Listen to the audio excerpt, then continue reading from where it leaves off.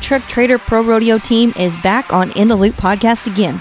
In our previous Behind the Brand series, we introduced you to the AgTruckTrader Pro Rodeo Team, and here we are again in 2024, bringing you the team's newest charity component. In this series, we will be bringing you each of the team members alongside of their select charities of choice that are near and dear to their hearts. We talk to each individual charity and team member, sharing some amazing life stories, testimonies, trials, and triumphs in this series. AgTruckTrader wants to hear from you, and that's why they have set this challenge up for everybody who is listening to go to our website, AgTruckTraderProRodeo.com/charity, and vote for the charity of your choice. At the end of this series, the voting will cease on March 1st, and the charity that has the most votes will be announced live on RFD TVs and the Cowboy Channel during Ag Rally on March 19th. As you've all heard our team captain Leighton Berry say, team unity is really our foundation, and we all wanted to come together as one unit to accomplish something that's really bigger than any of us can do alone. We really want to do something that's big in the rodeo community and that everybody can rally behind. That is why we wanted rodeo fans to have a voice on who we support. So make sure you go vote at AgTruckTraderProRodeo.com/charity and join us for this touching series on In the Loop podcast. Now let's get into it.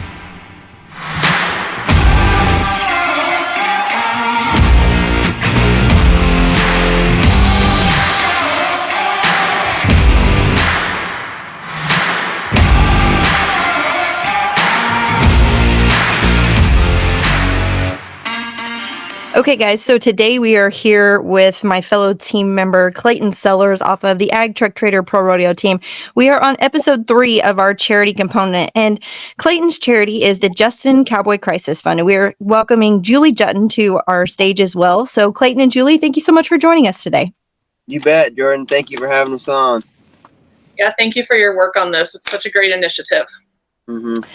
It's been really, really neat to, I've heard about a lot of these organizations and foundations. Obviously, the Justin Cowboy Crisis Fund is one we hear about all the time. But it's really been neat to sit back and really learn about these organizations and all that goes into it. Clayton and I had a conversation a few months ago about what all the Justin Cowboy Crisis Fund meant to him and how it had impacted him, you know, and as a breakaway roper, I feel like we're pretty partial. We might have some injuries, but it's slim to none. Whereas rough stock riders, Clayton, you guys really, it's not so much as if you get hurt, but when you get hurt and how to manage that. And you and I kind of had that discussion. You know, you are a bull rider of all the things and you're pretty good. I mean, no big deal. Just, you know, kind of a BA, I won't say the bad words, but you've really done really good in your career, but you've also had quite a few injuries that you've battled with. And so talk to me a little bit about just being a bull rider in that career and then having the Justin Cowboy Crisis Fund there to support you. Well, yeah, thank you, Jordan, for the kind words. But yeah, the bull riding, like, you know, it's no secret that it can be a rough, right? And you know, I think this is my 5th or 6th professional year riding bulls, and you know, the injuries have just kind of came, you know, and it seems like, you know, it's almost kind of one of those deals like when it rains, it pours, you know, like if you, you know, if you let one injury get to you, then it can really kind of domino effect and turn your career downhill for a little while. And a few years back, you know, that happened to me when I think I was 18, maybe 19 years old. And, you know, I really didn't have anything. You know, I put everything I had into riding bulls, and, you know, I just came off my first NFR and was excited to go back to another one, got hurt. And for a while there, like, I just had nothing, like absolutely nothing and nowhere to go. And, you know, it was kind of difficult to find work that I could go and make enough money to support myself. And, you know, the Justin Cowboy Crisis Fund, I talked to Mr. Tom, and, you know, it was almost like a life-saving deal there for a couple of months. Like, that's really, they sent me some money in the mail, and I kept my head above water for the next couple of months until, you know, I could get back on my feet and at least go work, you know, to support myself. But that's, you know, I mean, that's just one of those deals. I think, you know, any rough stock rider is, you know, I don't want to say bound to have that happen to them, but it's a very good possibility. So, You just gotta, from what I can tell, being a rough stock guy, is you just gotta keep your head on the positive side all the time, because when it gets negative, it can get really, really dangerous. So yeah, I don't. My head's been on the bright side for the last couple of years, and I'm very thankful for that. And I'm also very thankful that Justin Cowboy Crisis Fund kept me from going under. Well, and I think too, whether it's rough stock or timed event, I mean, that we all as athletes, I think one thing that has been maybe it's the trajectory has changed. We'll say that in the future and in the present is you are professional athletes. We are professional athletes, and no different than a football player, a basketball player. We're putting everything into what we do day in and day out. That is how we make a living. And so if you get laid off, you don't have anybody there to support you and keep you going. Like, that is what puts food on your table and keeps the lights on. And so I think that is really something that to have that confidence to fall back on, knowing that, hey, I've got somebody there to support me mentally, physically, emotionally, is huge. So, Julie, I want to welcome you into this conversation too, and just talk a little bit about what Justin Cowboy Crisis Fund is and why you guys do what you do. Yeah, great. Thank you. Clayton's testimony is exactly our mission statement. So, JCCF was founded in 1989 by the iconic brand Justin Boots in partnership with the Professional Rodeo Cowboys Association. And we serve as a safety net for rodeo athletes who are facing serious injuries and unforeseen medical challenges following an injury. And, these guys, as you mentioned, they're not NFL players. You are not an NFL player, and you don't have injured reserves. So when you go down, you go down. And if you don't have another way of making money, you are in trouble. And so we really aim to alleviate that financial burden that's associated with living expenses and other essential needs. We want these guys and gals who are out injured, we want them to focus on recovery and rehab, and we don't want them to have the added stress of of financial strain. You have to pay your rent, you have to buy food for your family, and having JCCF assistance really allows you to stay out until you're released by your doctor, and you don't go back early because you need to pay rent. And so I think, Clayton really hit the nail on the head in talking about what am I to do? I'm 18 years old and I'm not able to work. And so we love his story. It mirrors a lot of other cowboys and cowgirls that we've helped. And it's a real honor for us to do this work. Well, and I think too that really it stands a testimony of time that you guys have been around. You see that Justin Boot, you see those red shirts, and the Justin Cowboys are there. So talk a little bit about what it looks like. Like what all do you do? I know you guys have all the staff in different areas. So when an athlete is injured or does have something happen to them in the arena while competing for money, what does that look like? Walk me through the process of getting involved or getting help from the Justin Cowboy Crisis Fund. Right. So we have a sister company that a lot of people are really familiar with as well. That's the Justin Sports Medicine Team, also presented by the Justin Boot Company. And they are at hundreds of rodeos throughout the year, caring for these cowboys and cowgirls who have, a little injury or a big injury. And they're sort of the first line of defense at a rodeo, making sure that they get the care they need as quickly as they need it. Once that is done and you are injured, we are here. And so you have to complete an application. There's a kind of a lengthy application because we want to make sure we're getting you the care that you need and that you're able to financially pay all your bills. So like I said, we don't want you to lose your house. If you're a timed event person, competitor, we don't want you to lose your horses. Your horses need to be fed. They need veterinarian care. So we sort of look at a big makeup of your financial picture. What does that look like? Where are your needs? And from there, we have a two-step process with our board. We have first a recommendations committee that reviews every application in detail and determines several courses of action for an injured cowboy or cowgirl. And then from there, it goes to our full board for a vote. Assistance looks very different for everyone. Some guys are out for 30 days, some are out for a year, and some have greater needs and some have less needs. And so what's great about the Crisis Fund is that we're set up that 100% of all donations that come into us actually go to help the cowboy. So, some guys might get more or less, but it's based off their need. And what's great about rodeo is that there's sort of a spirit amongst our community where these rodeo athletes aren't trying to take more than they need. They're like, we get guys all the time, you know, I'm good. The guy, you know, the farmer across the way is going to let me come over and do some stuff, and, you know, don't send me any more money. And so, I think it's a spirit of they want to help their fellow friends and rodeo athletes as well. So it's a neat system.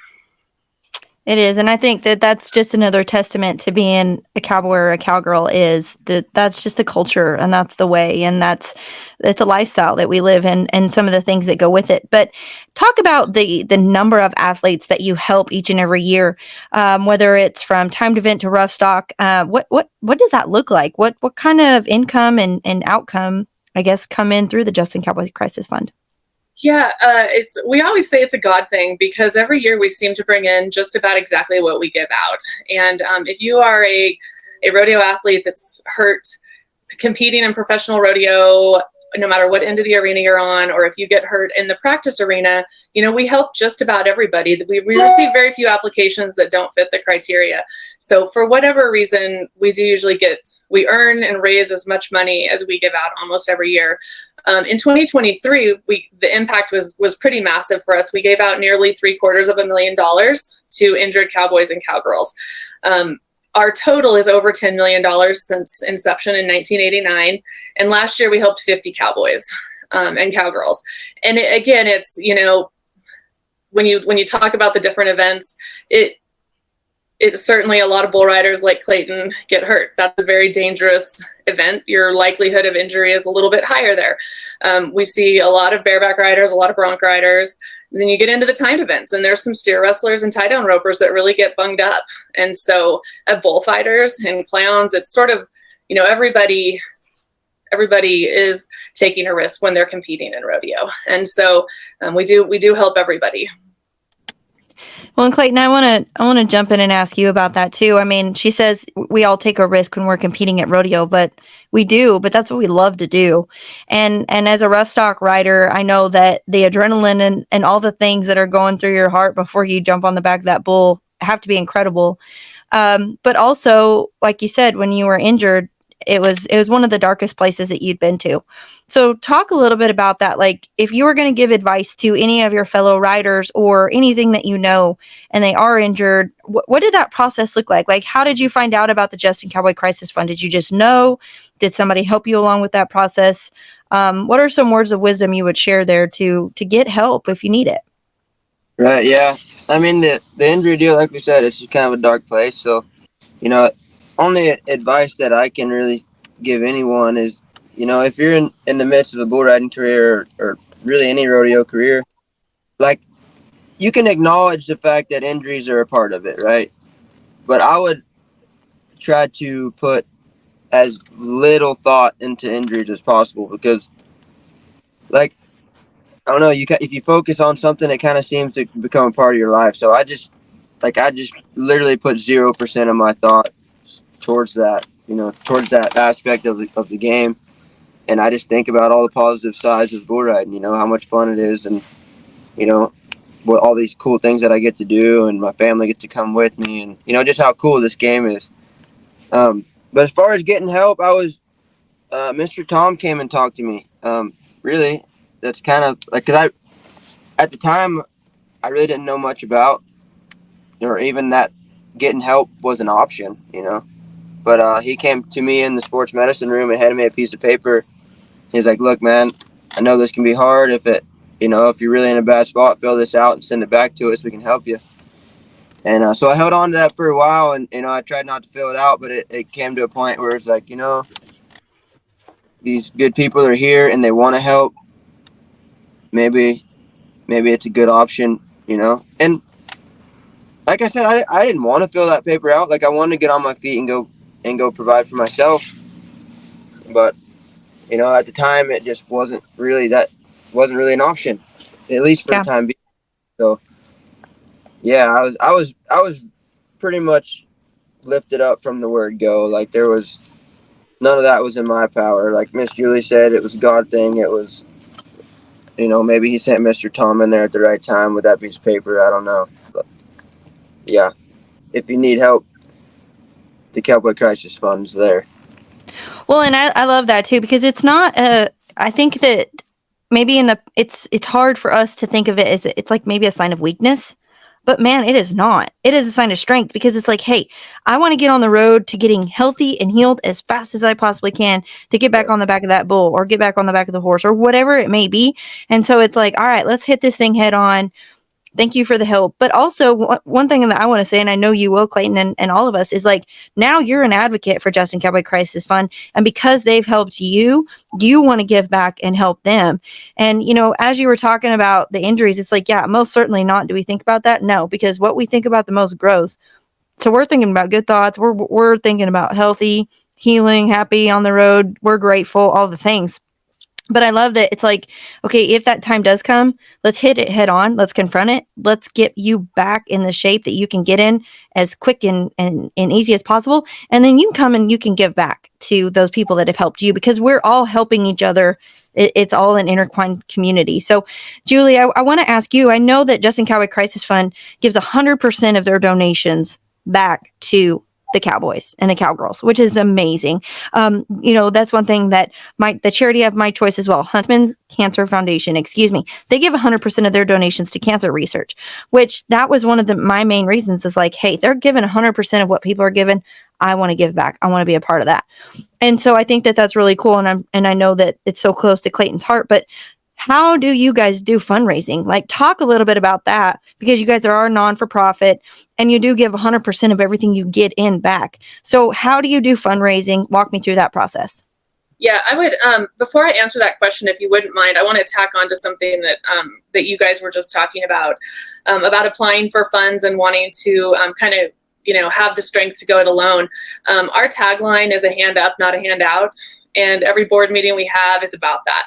We work hard. Mr. Tom, who approached Clayton, like, our board's out at rodeos, they're on the road. I get calls 24/7 from board members or Cowboys who have had JCCF assistants saying, hey, so-and-so went down this weekend. I don't know what's going on, but can you check in? And so we are constantly on the lookout, because I think a lot of times the mentality is like, we're tough people and we're going to do this alone. And so just to reiterate that, our tagline, hand up, not a handout, we are here to help. And so I'm glad that somebody approached Clayton, and that Clayton will no doubt, if he hasn't yet already approached another Cowboy, to tell him about the Crisis Fund. So thank you. Okay, back to fundraising. So we do, 100% of our donations have to go to help the Cowboys, which is outstanding. We rely on the generosity of people in our industry to do PR and fundraising for us. So shows just like this, like here Clayton is giving back, giving us this opportunity through AgTruckTrader to bring awareness to the Crisis Fund and what we do. That's hugely important. We have rodeo committees around the country who are dedicated to hosting fundraisers for us, annual events that raise quite a bit of money, and we just couldn't do it without them. We're going into the kind of the winter season here. I'm heading out to San Antonio next week. They host an annual fundraiser. It's a golf tournament. They have a committee that lives and breathes to raise money for the Crisis Fund, and they're going to go raise, $25,000, $35,000, $40,000 for us in one day. Following that, we'll head to Arizona for the Mike Serby Memorial Team Roping, where that group has raised over $100,000 since inception of their event. And so we rely on people to host fundraisers for us. And in exchange for that, our commitment is we're going to give 100% of the money back, and we're going to give 100% of our time and attention to making sure these rodeo athletes get the support they need. And I love that too. Everything that you guys are a part of is rodeo athletes that are past, present, or maybe future athletes that are contributing to this charity foundation, and these charity events, these fundraisers, we're working as Cowboys to give back to Cowboys, because we've all been there at some point or time. And so I think that is so cool. It's not just like, it's not a handout, it's a hand up. It's like, hey, let's get out of here. Let's get you out of this jam. Let's get you back to where you can, if not better. And then, we're going to give back to the community. And so I think that's so cool that you guys are able to do that. And there's so many people that are willing to just jump in and be like, hey, how can I help? So that is my next question. If there is a committee or an organization or anything that does want to put on a Justin Cowboy Crisis fundraiser, how do they go about doing that?